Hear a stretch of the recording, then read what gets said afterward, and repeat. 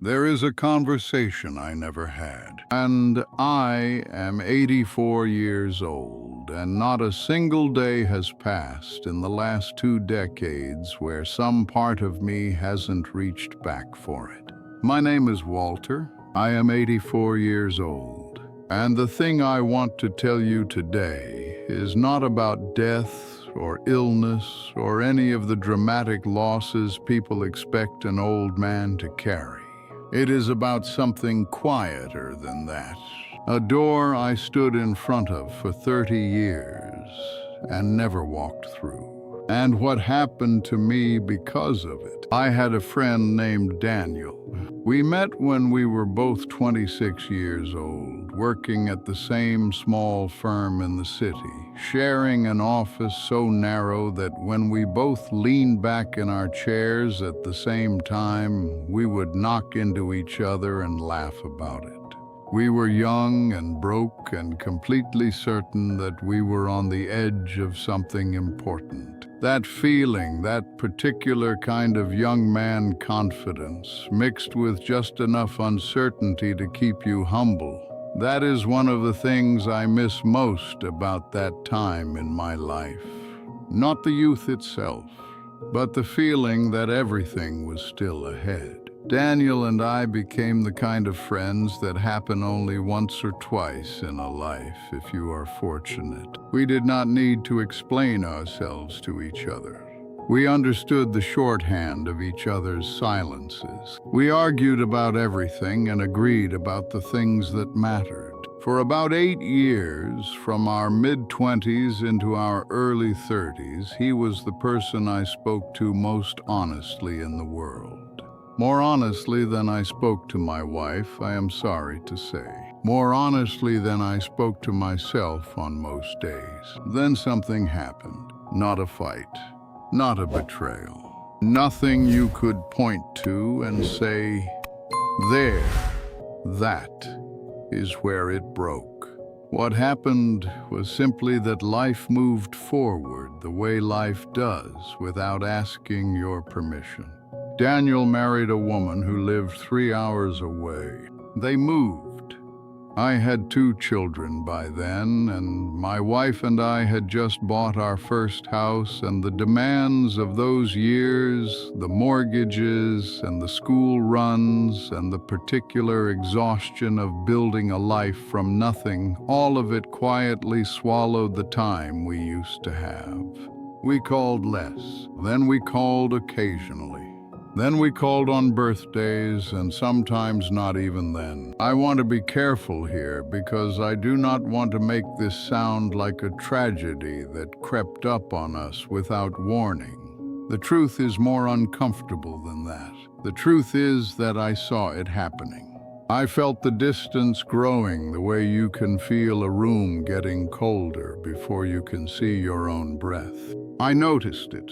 And I made a choice, not a dramatic choice, not a conscious sitting down and deciding kind of choice, but the slow, quiet, daily choice of not picking up the phone, of thinking I'll call him next week, of letting the weeks become months, and the months become something I stopped counting.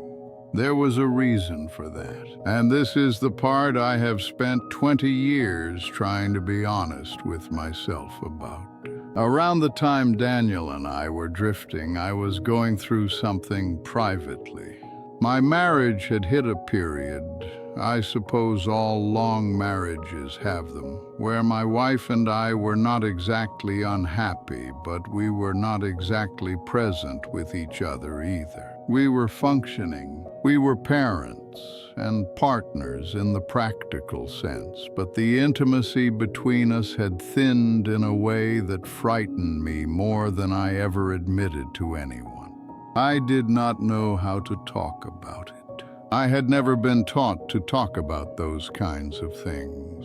Men of my generation were handed a particular silence along with everything else, and most of us accepted it without question because we did not know there was another way. Daniel was the one person I might have told. He was the one person who knew me well enough and had enough of my trust that I believe, genuinely believe, that I could have said it to him. I think I could have called him and said, "I am struggling.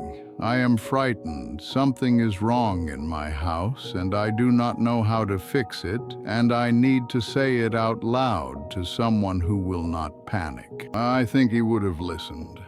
I think he would have known what to say, or known well enough that he didn't need to say anything. But I didn't call. And because I didn't call about that, I found it harder to call about anything.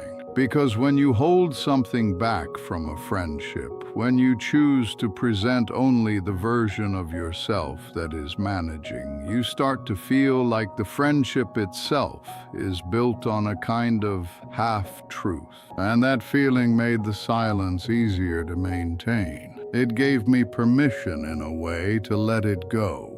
Daniel and I exchanged Christmas cards for a few years after that, and then we stopped. I heard through a mutual acquaintance sometime in my mid-50s that he had retired early, that he and his wife had moved somewhere quiet, that he seemed happy. I was glad to hear it, and I told myself that was enough, that we had had our season of friendship and it had been real and good, and that not all things are meant to last forever. I told myself that for 20 years. Then, when I was 67 years old, I received a letter from Daniel's wife. He had passed away. A stroke, sudden, no warning.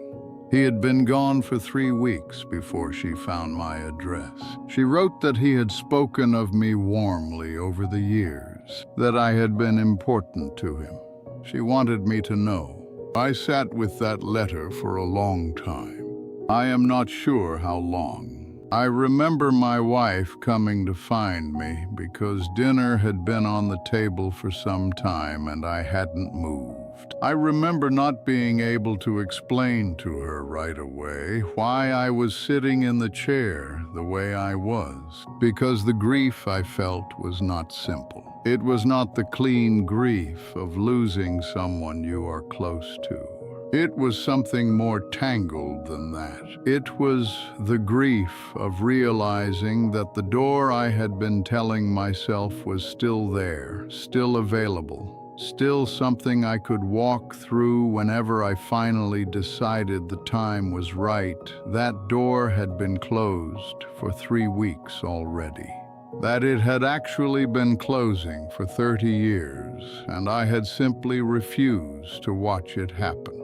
What I lost when Daniel died was not just him. I lost the conversation we never had, the specific conversation, the one I should have made in my mid-30s when I was frightened and proud and too stubborn to admit that I needed to speak honestly to someone who knew me.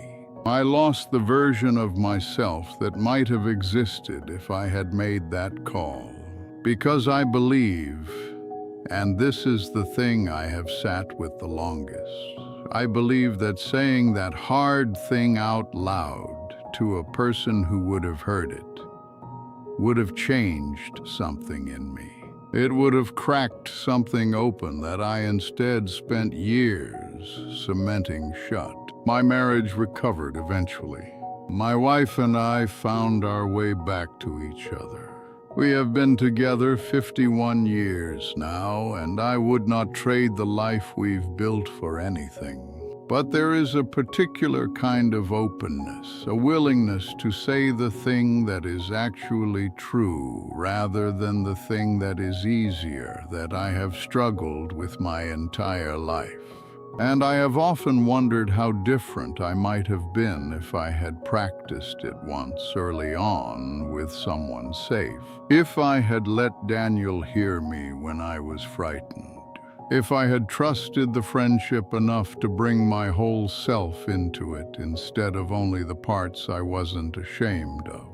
The shadow of that unspoken conversation, I can trace it forward through my life if I look honestly. I can see it in the way I kept even my children at a certain careful distance when they were growing up. Always the provider, always the steady one, never the one who was confused or afraid. I can see it in the friendships I've had since Daniel. Good friendships, kind people, but always with a pane of glass between us that I installed without them knowing and maintained without them seeing. I have been for most of my life a man who was liked and respected and quietly, fundamentally alone in the way that only people who have chosen their own loneliness can understand. I am not telling you this because I want your sympathy. I have had a full life. I have loved and been loved, and I am not standing at the end of it with nothing. What I am telling you is that the cost of the conversation you are not having is almost never visible in the moment you are avoiding it. It looks, in the moment, like nothing at all. Like a phone call you'll make next week. Like a topic you'll bring up when the time is right. Like a friendship that will always be there, available, patient, waiting for you to be ready. But the time passes in the direction of one way only, and people are not permanent, and the door that felt open this morning is sometimes, without any announcement, already closed. If there is someone you have been meaning to be honest with, I would ask you to think about what you are waiting for.